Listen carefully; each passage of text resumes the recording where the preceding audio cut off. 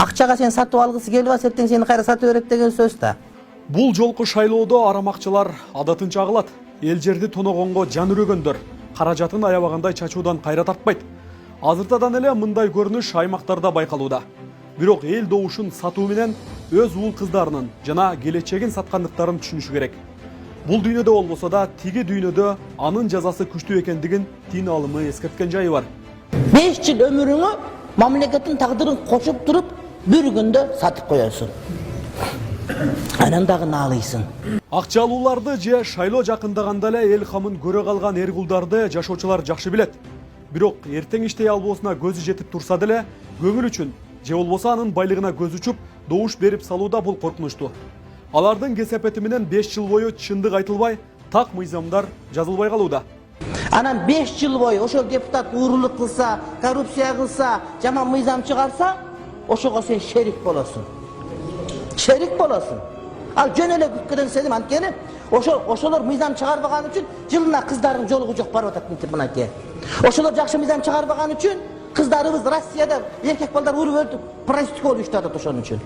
Бул ирет бир добуштун баасы канча сомго чыгат? Өткөн 5 жылдыкка салыштырмалуу жогорулашы толук мүмкүн. Бирок ал канча кымбат болсо да парламенттин мөөнөтүнө чага келгенде тыйынга да арзыбайт. Бул боюнча да дин алымы Чубагажы Жалиловдун так түшүндүрмөсү бар. Мындан да каттуу айтууга болбосо керек. Шайлоодо добуш акчасын алып шайлаган мына эмне болдук мынакей 1000 сомдук мына карыз болдук. Садаган кетинде пресска деле мындай кымбат болот экен бизге караганда. Алар ошо бир суткасына 1000 сом же бир саатына 1000 сом, а биз болсо 5 жылга 1000 сом болуп атабыз да. Шайлоого аз калганда айылга өмүрү келип көрбөгөндөр да пайда болуп, жердешчил болуп чыга келишүүдө. Мурда кийин проблемаларга баш оорутпагандар чуркап келип, айылга күйүмчүл болуп калышууда.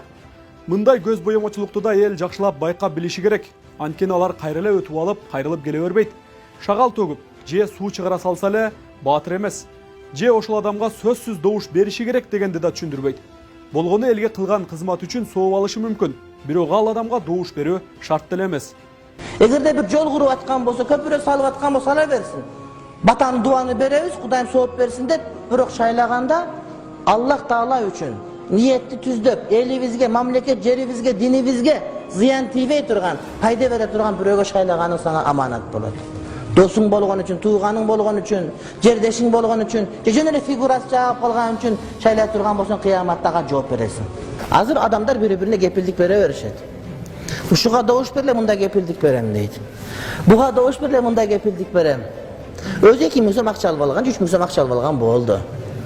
Же көчөсүнө карагай коюп беришкен болду. Бирок кыяматтага жооп бересиң. Күн санап, өлкөнүн эртеңкиси табышмак болууда. Себеби иштей турган парламентке акча менен жетип баргандар көбөйүп, чимкирик жогорку кеңешке айланган. Ал көйгөй өткөн 5 жыл бою ар бир кыргызстандыктын жүрөгүн ооруткан маселеге айланды. Бул жолу акылы менен иш кылчу уул кыздарды алып барууга эл ойгонот болду бекен. Белгилүү дин алымы Чубагажы Жалиловдун айткандарын артында калган эли эми угат болду бекен. Же дагы да акчалуунун көзүн карап, добушун 5 жылга болбогон кызыкчылыкка алмаштырып, кул мүнөздүгүн байкатат болду бекен. Анткени кыргыздын тарыхында кулдар гана акчага сатылган. Добуш сатылбайт. Талап тонолгон өлкөнү саткынчылык менен жок кылып албайлы деген ураандар бар. Уурдалган байлыгынын 10% сага чачып коюп, бетин жылтырат, баняга түндө жакшылап түшүп келип калса, бетин жылтыраттыгын ишенип, ошону сен шайлап атасың. Биз Кыргызстанда кимди ким экенин баарыбыз билебиз.